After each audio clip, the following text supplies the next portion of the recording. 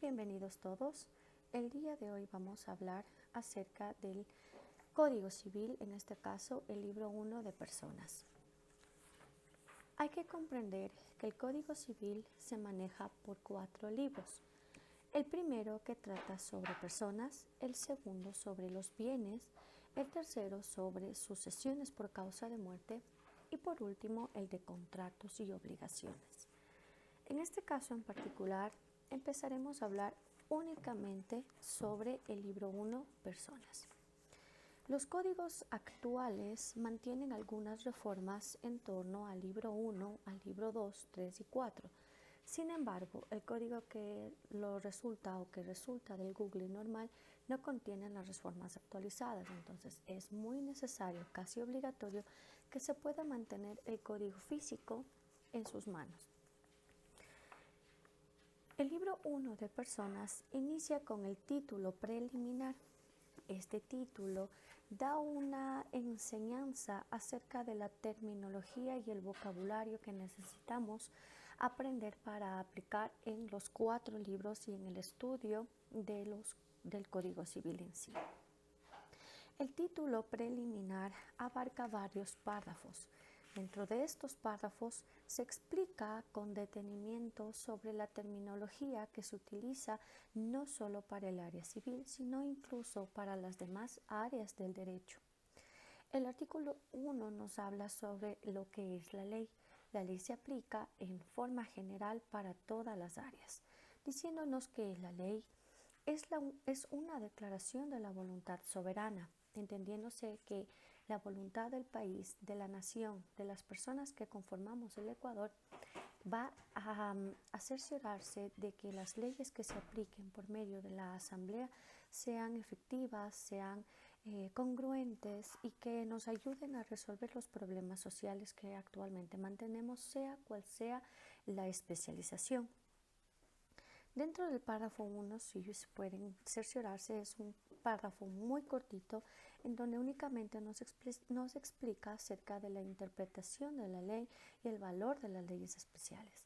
En esta ocasión es grato mencionar el tema de la pirámide de Kelsen, en donde sabemos que en primera instancia encontramos la Constitución y que por comentario personal dijera que va de la mano con los tratados y convenios internacionales para ir poco a poco bajando la intensidad por leyes orgánicas, leyes especiales, etcétera, etcétera, etcétera.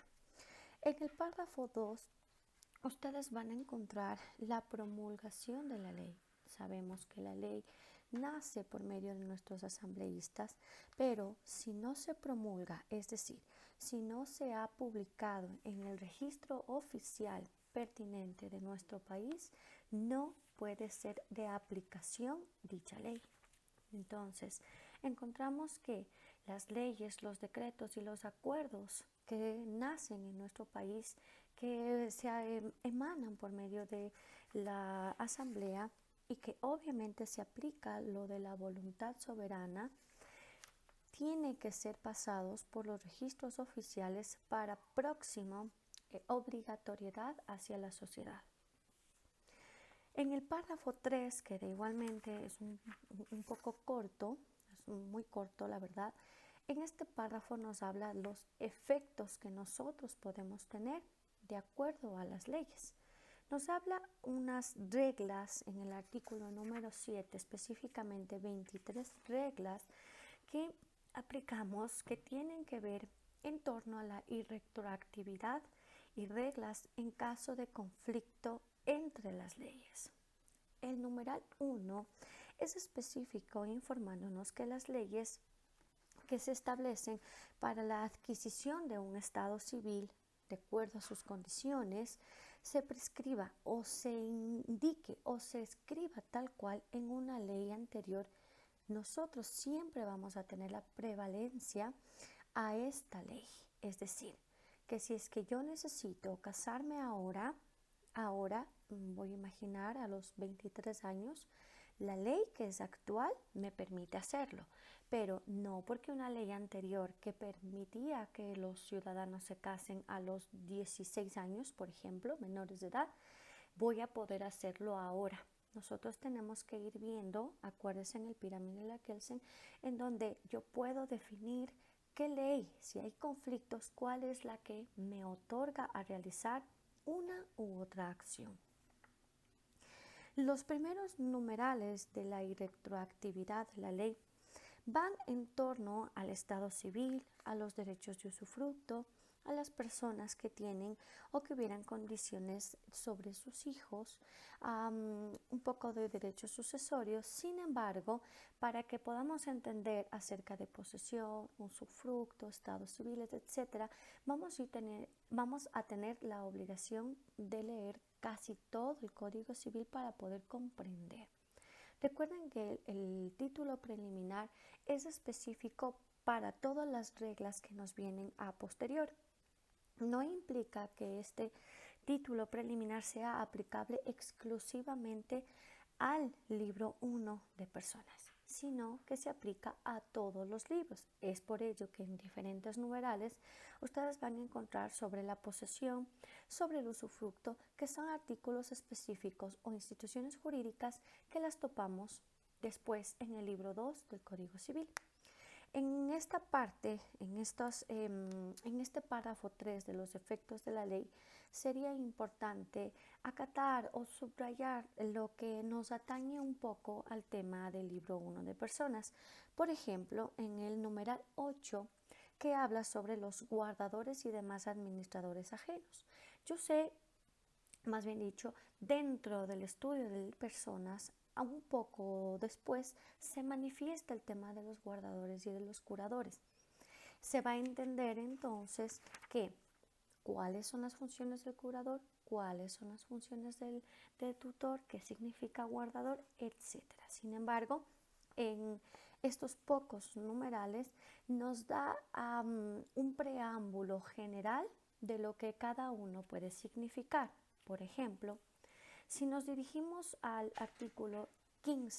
al numeral 15, encontramos que si el testamento contuviera disposiciones que no puedan llevarse en ejecución, ya inicio diciendo el testamento, es claro que el tema de sucesiones por causa de muerte se verá cuando esté en el libro 3 del Código Civil. Ya nos da un preámbulo muy general de lo que puede suceder con ese efecto de la ley.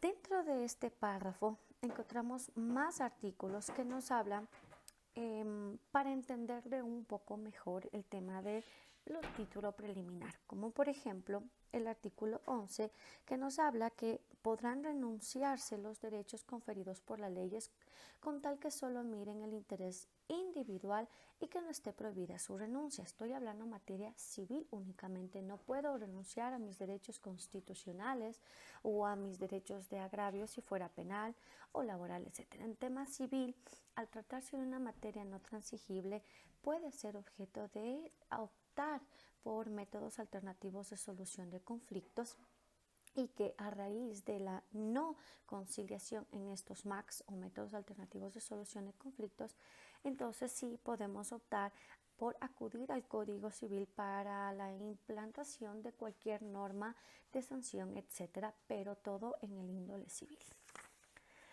El párrafo 4, igualmente dentro del título preliminar, nos habla acerca de la interpretación judicial. La interpretación judicial nos dice reglas específicas en las que nosotros podemos llegar a la interpretación. Comúnmente los abogados suelen decir que todos interpretamos de alguna u otra forma la ley. Sin embargo, aquí nos dice que los jueces no pueden suspender ni denegar la administración de justicia por oscuridad o falta de la ley.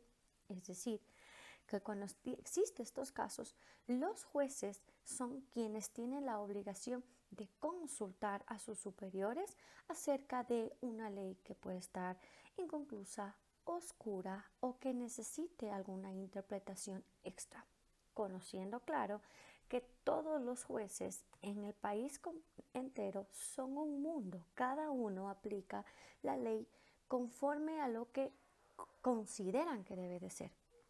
No tienen nunca un criterio unificado en temas específicos que a veces, por supuesto, puede llegar a la vulneración de algún derecho constitucional.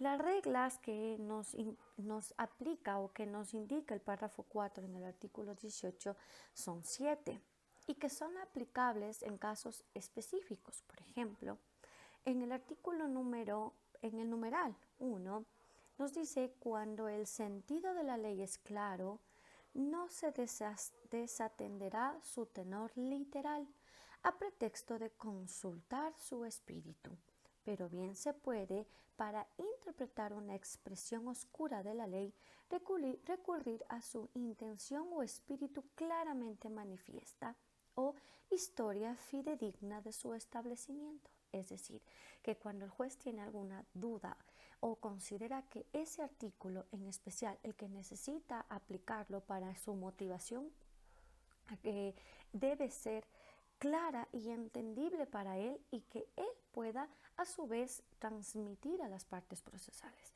Que si en su caso no puede o considera que es obscura, no puede aplicarse de forma textual, a menos que, claro, exista un espíritu que esté mucho más claro y entendible de lo que el juez quiera explicar. Vuelvo y repito, este título aplicamos a todas las materias civiles, no penales, ¿ok? En el párrafo 5 nos habla, en cambio, de ciertas definiciones de algunas palabras necesarias para la aplicación en todas las materias no penales. Por ejemplo, en el artículo 21 nos habla de la clasificación de las personas.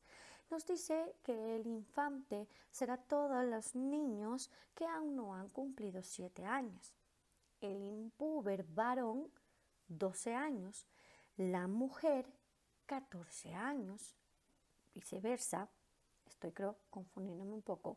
Al revés, el varón, el que no ha cumplido 14, ¿correcto? Y la mujer que ya no ha cumplido 12. Ahí estamos bien. Y el adulto que ha dejado de ser un impúber. Impúber significa sin pelos, para los que no tengamos conocimiento.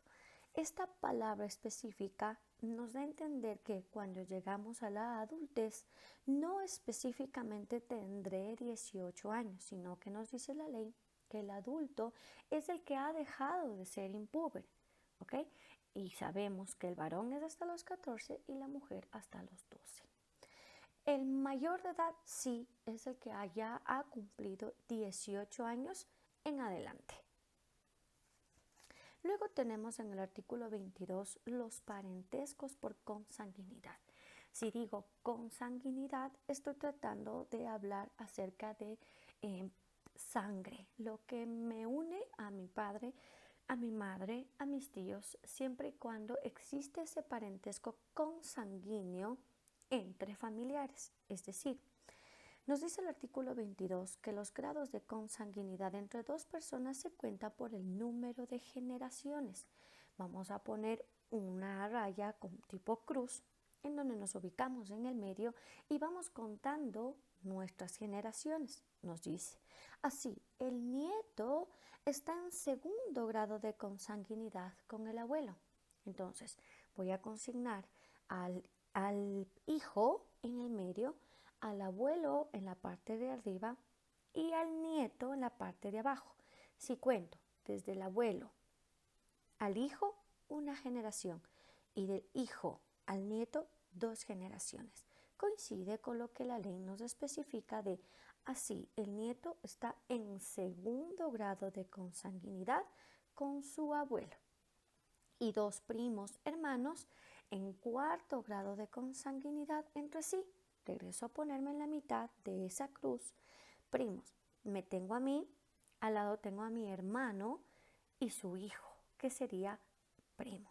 Acá tengo otro hermano, hijo, que sería primo. Abajo, mi hijo. Si cuento las generaciones, tengo 4 generaciones que estoy saltando. ¿Ok? Por eso es que 2 generaciones para abajo y 2 generaciones para un lado, ¿no? Hermano, hijo, yo, hijo. Si contamos esas generaciones, comprendemos que existe cuarto grado de consanguinidad en esta línea tipo cruz que les acabo de comentar. En su defecto, el parentesco, en cambio, de afinidad, que ya no implica el vínculo consanguíneo, es en tal caso la relación o la afinidad que puedo tener mi persona para con los parientes consanguíneos de mi cónyuge. Por ejemplo, entre cuñados o concuñados, como sabemos decir.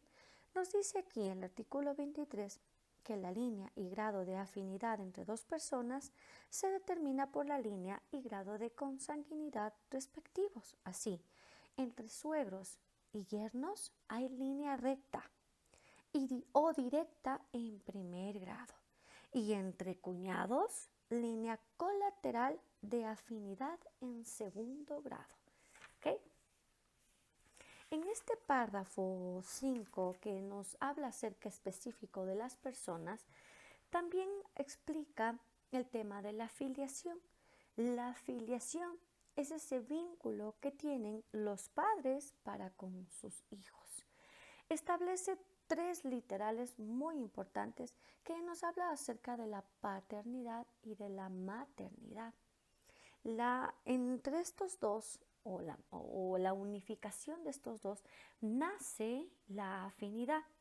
Nos dice que por el hecho de haber sido concebida una persona dentro del matrimonio, o putativo de sus padres, dentro de la unión de hecho incluso, por haber sido reconocido voluntariamente, por haber sido declarado judicialmente hijo de padre o madre. Esto hace que se cree ese vínculo y se llame la filiación. Otro de los artículos muy importantes dentro de este párrafo 5 que se aplica mucho en todos los libros del Código Civil es el famoso artículo 29, que muchas veces podemos confundirnos con culpabilidades de índole penal, cuestión que no debe ser así. Nos dice que las especies de culpa puede haber de 3 clases en el área civil: culpa grave, leve, levísima. La grave, cuando una persona que realmente no es negligente para poder realizar actividades, incumple o tiene muy poca prudencia sobre los actos u obligaciones que se le ha puesto a cargo. En cambio, la culpa leve o levísima o descuido ligero, nos dice el código, es cuando una persona medianamente negligente, normal en sus actividades, en lo que se le ha encomendado, ha faltado un poco de probidad en sus cuidados. Nos dice que se opone a una diligencia o un cuidado ordinario. ¿Qué puede sucederle? Y por último, la culpa o descuido levísimo, que en su defecto es una persona que es realmente muy negligente con sus actividades, que todos le conocen que es muy providente con todo lo que se le ha encomendado, pero se le pasó algo. Entonces es levísimo. Hay que comprender que a todas estas 3 clases de culpas se debe descubrir o probar el tema del dolo, entendiendo que el dolo es una intención positiva de causar daño, de irrogar injuria, nos dice el Código Civil, a otra persona. Otro de los artículos muy importantes dentro de esto es la caución. Nosotros sabemos que la caución implica el poder cumplir con una obligación adquirida, propia o ajena. Viene a decir como que, entre comillas, una garantía específica para lo que tenemos que realizar o tenemos que cumplir gracias a una obligación adquirida para un derecho de otra persona. ¿Okay? En el párrafo 6 nos habla acerca de la derogación de las leyes. ¿Cómo nosotros derogamos una ley? Hay que comprender que existen 2 clases de derogación: la expresa y la tácita. La expresa, cuando existe una nueva ley que deroga por completo a la anterior. Y la tácita, cuando contiene únicamente disposiciones pequeñas dentro de aquel artículo que no implica su derogatoria por completo, sino en parte, palabras o terminología que se ha variado o ha cambiado. Ahora sí, una vez leído por completo el título 1, título preliminar Entendiendo las características y funciones que vamos a ver durante todo el Código Civil, se va de lleno al libro 1, que son personas. Dentro del libro 1 de personas, hablamos acerca, en primera instancia, en el título 1, párrafo 1, de la nacionalidad y del domicilio. Obviamente el tema del domicilio lo complementamos con los primeros artículos del COGEP, en donde nos es específico el cómo poder dar con una persona. Yo necesito citar a alguien, pero para citar necesito saber su domicilio, porque las demandas no las podemos interponer donde sea y como sea. Existen jurisdicciones, existen competencias que tienen que ser específicos para cada caso.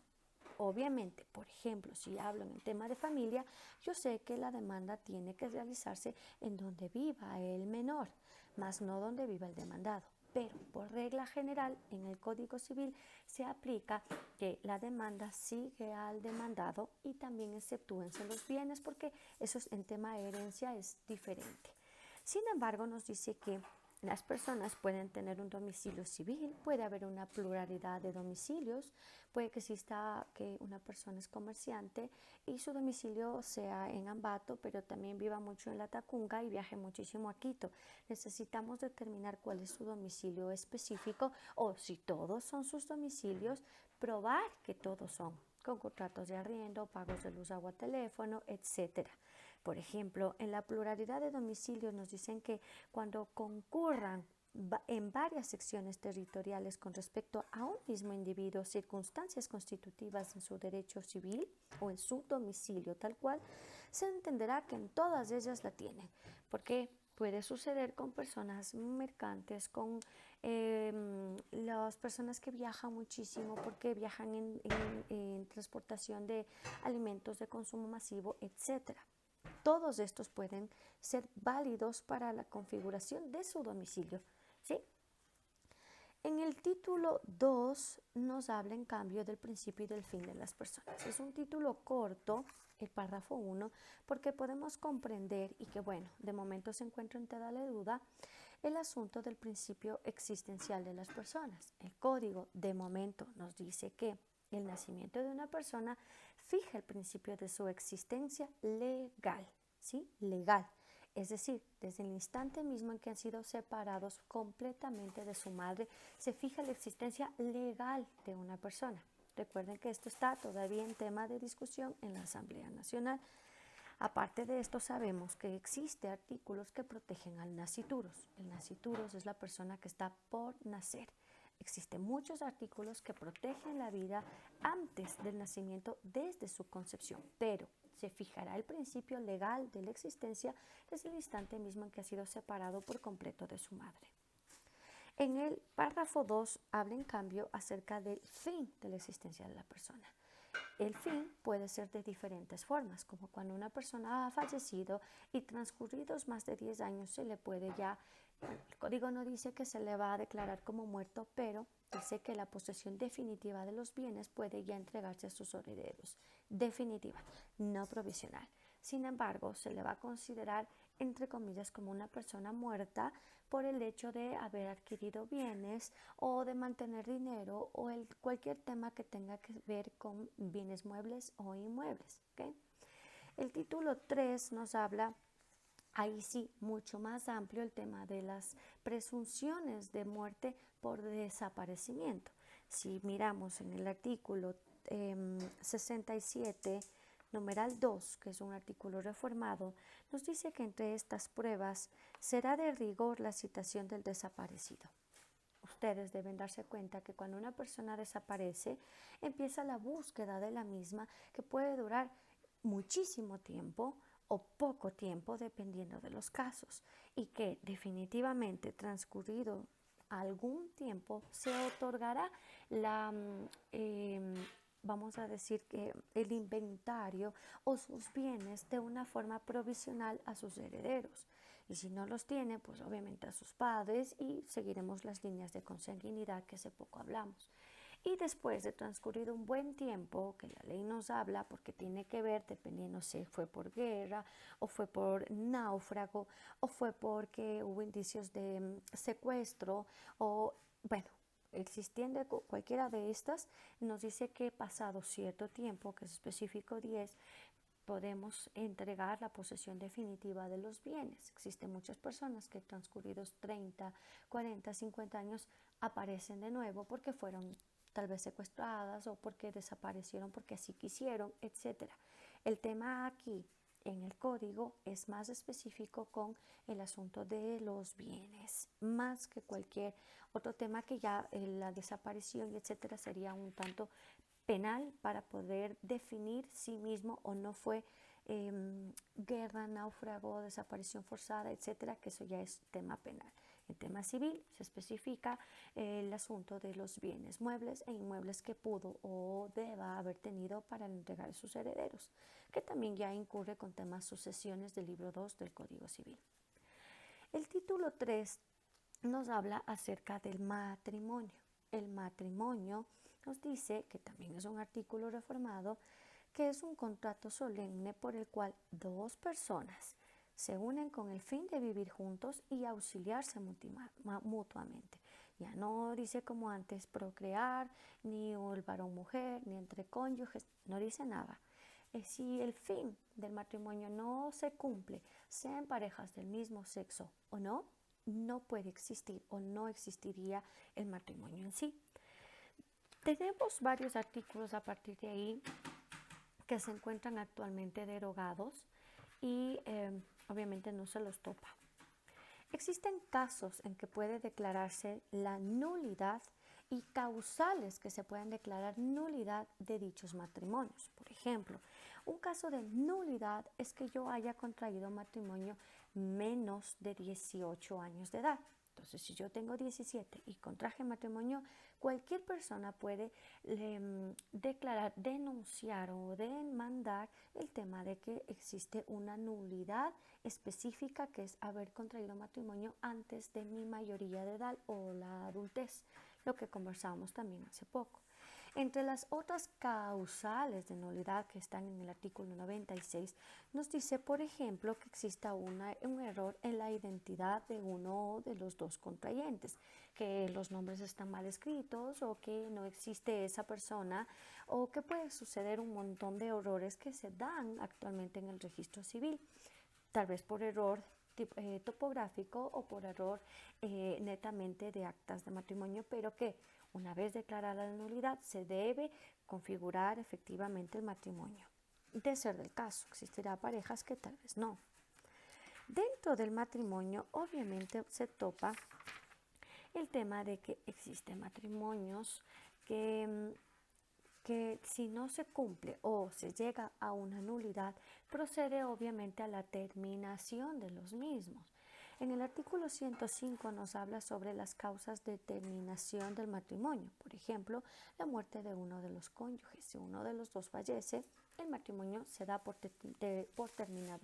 No se puede considerar como una nulidad porque al hablar de nulidad estamos diciendo que algo dentro de ese acto matrimonial no funcionó bien o no es legal. En cambio, para que se termine el matrimonio, sí podemos decir que uno de los dos cónyuges falleció y obviamente el otro queda en estado de viudez, estado civil, eso ustedes ya lo saben.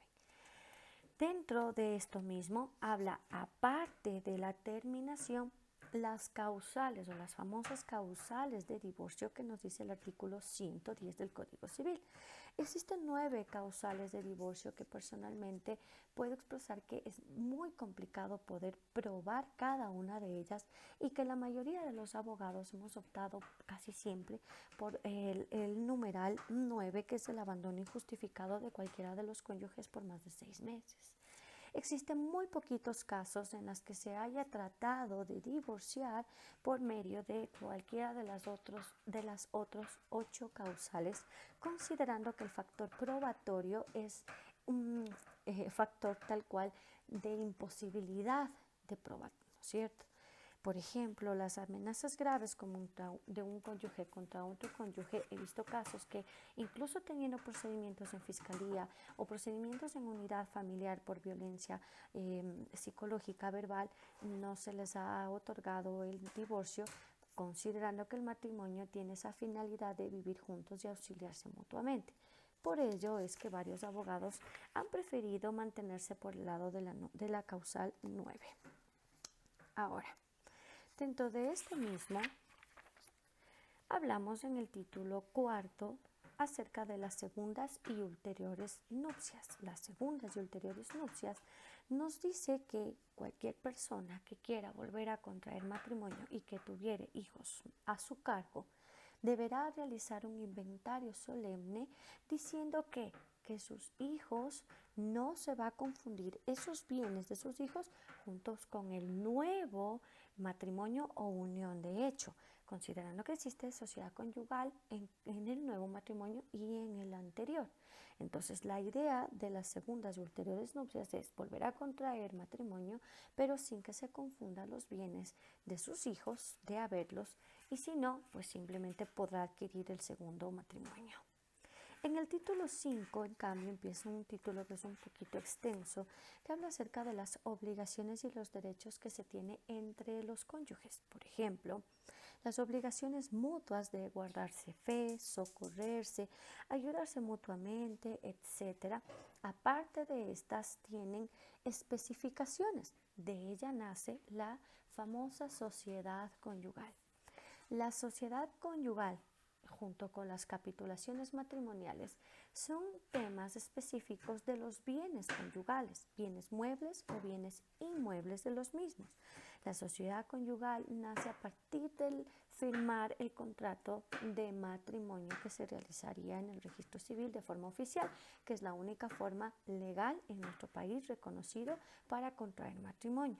Entonces, a partir del instante en que se firma el contrato de matrimonio, nace la sociedad conyugal y todos los bienes, tanto muebles como inmuebles, activos y pasivos, de las parejas o de las dos personas, empieza a ser mutuo, no por separado. Existe administración, porque alguno de ellos debe oficialmente administrar dicha sociedad conyugal para un mejor aporte económico de bienes y de muebles e inmuebles dentro del matrimonio. A raíz de esto también nacen las capitulaciones matrimoniales, entendiéndose a estas por el tema de que puedo aumentar o disminuir los haberes de una sociedad conyugal. Por ejemplo, si una persona ha adquirido bienes antes de casarse, bien puede administrar esos bienes ingresándolos o retirándolos de la sociedad conyugal por medio de donaciones entre cónyuges, por ejemplo, que sería el único acto contractual entre cónyuges, en la que prefiere esa persona ingresar esos bienes de soltero a ese matrimonio para que se incluya dentro de la sociedad conyugal o incluso se excluya bienes de la sociedad conyugal. Existen requisitos básicos para poder presentar el tema de las capitulaciones matrimoniales, que obviamente nos da el Código Civil. Muchísimas gracias. Me voy a quedar únicamente hasta el artículo 156 para este primer video. Nos encontramos en un segundo video. Muchas gracias.